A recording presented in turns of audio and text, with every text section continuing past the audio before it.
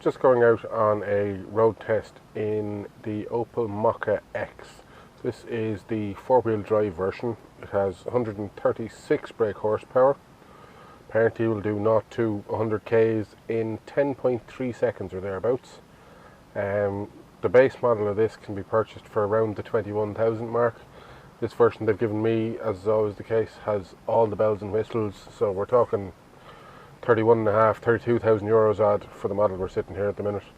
That means you get this really quite good Opel Intelli-Link system here, which does all the stuff you'd expect to do: audio, phone, also links to your Google phone to do exactly what it's meant to do. Inbuilt Sat-Nav is standard nearly on these things now. Up here is one of the more interesting bits of this. You have the Opel Onstar button. This, you push it, makes a phone call, it rings a call centre in Luton in the UK, and then you can ask them to download a destination to your sat-nav directly. So we'll say you're driving, don't want to be pushing buttons, or you're of an older generation and you don't want to be getting involved in using touch buttons, the whole lot. You can phone a person face to face. I did it earlier on with a girl from Opel, and we rang and got directions, and it just directly arrived down to the phone. This also has an SOS button on it, which if you break down, you push the button and you will get someone on the end of the phone who will tell you what to do and send someone to get you. There's also a very strange button here, which I think is just interesting. It's one to disconnect the phone from the car from Opel, so you get into discrete mode. So you disappear off their radar, so they can't track where the car is. We're currently on the N7, so we're 100 km/h limit, and it works away. You can set that sets the cruise control. Very good. One thing I'm not sure about, and I don't know why it is the shape of the steering wheel. It looks, like a droopy face or something. The steering wheel doesn't look happy looking up at you. It just has that look about it, which it's not inviting. Other than that, it's a very comfortable place to be. All the switches, everything is where it's meant to be. It's a decent finish. It's good solid stuff. It's not going to fall apart. Everything as it is. I have noticed one thing, which I'll take a picture of in a while. I have the 3-year-old's seat in behind the passenger seat. I've noticed that with the passenger seat back any distance at all, there actually wouldn't be room for the 3-year-old. So I'm presuming when it comes to sitting in the back of it myself that there's going to be issues with legroom. So I've now moved up to 120 k's. As I was saying, 6-speed box, so it's taking along there 2,000 RPM. It's driving beautifully. These lovely leather seats are very comfortable, very supportive. And there's something just a little bit nice about sitting up that little bit higher than you are in standard car.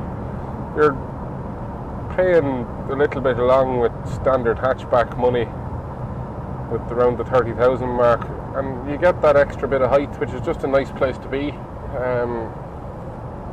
Very comfortable. Brakes seem to be very impressive. There was an incident on the motorway a while ago, just before I started this video, and it stopped up very well. The four-wheel drive will help with that. Now, just coming off the motorway here, so gonna see what this little Mokka X is like on some of Ireland's finest roads, of the cross-country variety. And down through here a little twisty bit, and steering seems, I haven't read about it yet, but it seems as if the steering weights itself as you slow down, so you get some more feel through it. A slightly more sporty steering feeling as you come down through the gears. You'll see now, turn it in here. Definitely the steering's very good feel. On the ride, I don't know if there's a vibration coming through the camera, we'll see when we get a look at the video. But it seems to be very smooth, certainly very comfortable, and the seats very supportive. These leather seats are very, very nice. On the left hand side here you have all the buttons to do with the cruise control. This turns it off, this turns it on, up to the speed, down to the speed, and there's also a speed limiter on this, so you can set a max speed. On the right hand side you have all the phone controls and the different radio station controls and the volume up and down. Standard, the 4 clocks you'd expect to have. In the middle here you have a display. It's currently showing the economy trend, which is basically showing that it's doing somewhere, depending over the last 50 k's, of sort of between 4 and 7 or 8 litres per 100 kilometres on average. As you can see, this car has done 8,000, nearly 300 kilometres. There's a menu button here on the stalk which slides across this menu. The top of this one gives you your speed on the road, and also when you engage the cruise control, it shows you what you have it set at. And the middle one here shows you if you have a speed warning set. Go across here now to the very impressive infotainment system, as they call them now. You've audio at the top, which is your standard radio. You have a physical home button back here, which brings you back to the main center. You have your phone, which can be connected by Bluetooth or by USB connection down here in this little compartment down at the bottom. Projection is what they use for when you plug in your phone. It is the it's the Android Auto app. It links the system completely through. Navigation is the inbuilt navigation, which is very good on this car. Personally, quite often I end up using Google Maps through something like the projection or your Android Auto, but in this navigation is really quite good. Settings will do any settings you like. Text will read out text messages to you. Onstar is something that Opel do a lot of talking about, and it's useful. It certainly has a use. As you can see, there is the logo there on that system, and also up here on the roof panel there is the OnStar button, the SOS button, and the incognito button. This car has also been spec'd with the reversing camera. As you can see, when we stick it into reverse there, you have dual zone climate control down here, which is very good. We've had a couple of warm days since I've had it. It also has decline downhill control system on it, which I haven't got to use yet, but hope to give it a go before I bring it back. Other than that, that's about it. I was telling in one of the earlier videos about the shape of the steering wheel. It's the only issue I have is that I think it looks a little sad. Just here having a little walk around the Opel Mokka X. It's really quite a pretty little thing. The stance of something that has ability to go off-road. You'll also notice certainly this one with the oversized 18-inch rims, which are an extra on this car. The overhangs front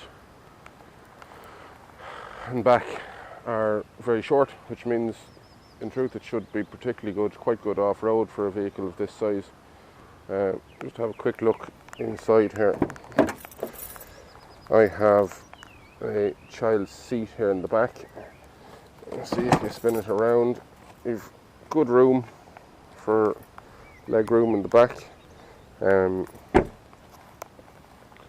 around here to the back, and we'll just zap in and pull the lever here for the boot. See, good size in the boot. You can see I have my laptop bag and camera bag to give an idea of what space there is in the boot, and it's good size boot.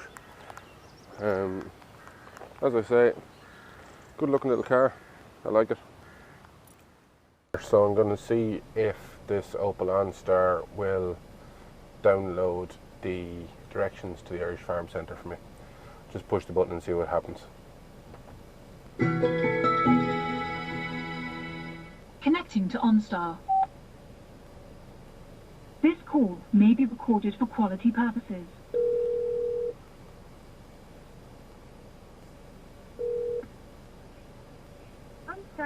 Rico. How can I help you today? Hello, how are you? I was wondering, could you download a location to my satellite navigation, please? Of course, I will gladly do this for you. Can you please give me the address? It's the Irish Farm Centre. Irish Farm Center. Just a few moments while I locate it on my map. What I found here, I would just like to double check it with you. It's 3 Downton Street, Dublin 2, Farm. No. It's not this one. No, it's Bluebell, Dublin. Bluebell in Dublin. No, in Dublin. Just a few moments. I'm going to search again. So, what I found here is Bluebell, Dublin, Country Dublin, Ireland.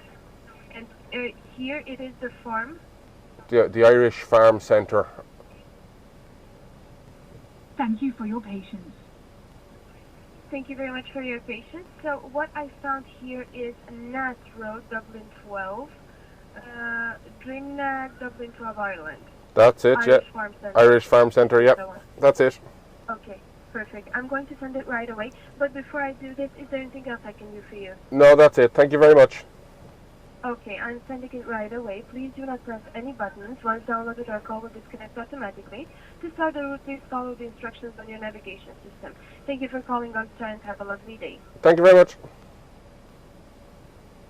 Your Onstar call has ended. Goodbye.